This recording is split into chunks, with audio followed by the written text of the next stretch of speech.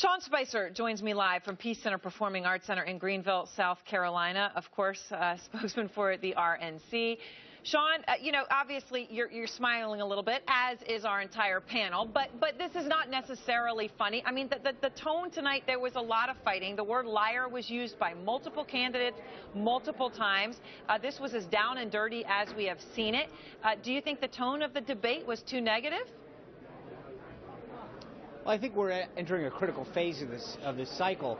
We've got two contests down. We're heading into the third. I think this is when South Carolina voters tend to want to see these candidates throw a punch or two, see if they can take it, see what they're made of. And so, again, you've heard me say this before, Aaron. I'd rather have candidates talking about their vision, speaking positively, and focusing their attacks on the Democrats. But the reality is politics is a contact sport. We understand that that's part of what has to happen. You have to be able to show how you differentiate yourself, and that you're ready for the general election. So you had Marco Rubio call Ted Cruz a liar. You had Donald Trump call Ted Cruz a liar. Those were just a couple of the moments where we saw this. And, of course, you just heard Donald Trump there talking about profanities. But are you concerned? You talk about it as a contact sport, but are you concerned that they're now turning so much fire on each other that your final nominee is going to be too damaged for the general election if your own party is calling you a liar?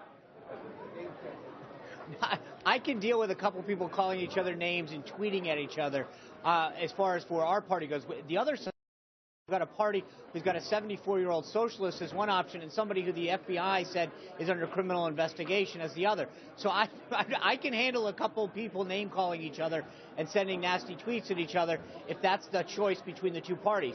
Because our guys are out there just trying to distinguish themselves. The other party has got a choice about whether or not they're going to go with a self-avowed socialist or somebody who the FBI is opening an investigation on.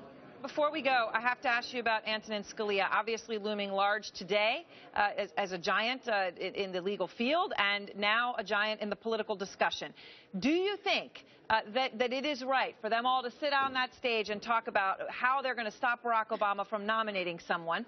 Would leave the Supreme Court without someone from an unprecedented period of time, as Jeffrey Toobin has just said, and every one of them would nominate someone if the roles were reversed. Are they making a mistake? Well, I think each of those, that's the point of the debate. Each of them is supposed to articulate how they would act as commander-in-chief and what they think, who the kind of person that they would replace Justice Scalia with. And I think people had an opportunity tonight to hear each one of those candidates give their version of that. That's what tonight was about. All right. Well, Sean Spicer, thank you very much. I appreciate your time. We're going to take a brief break in our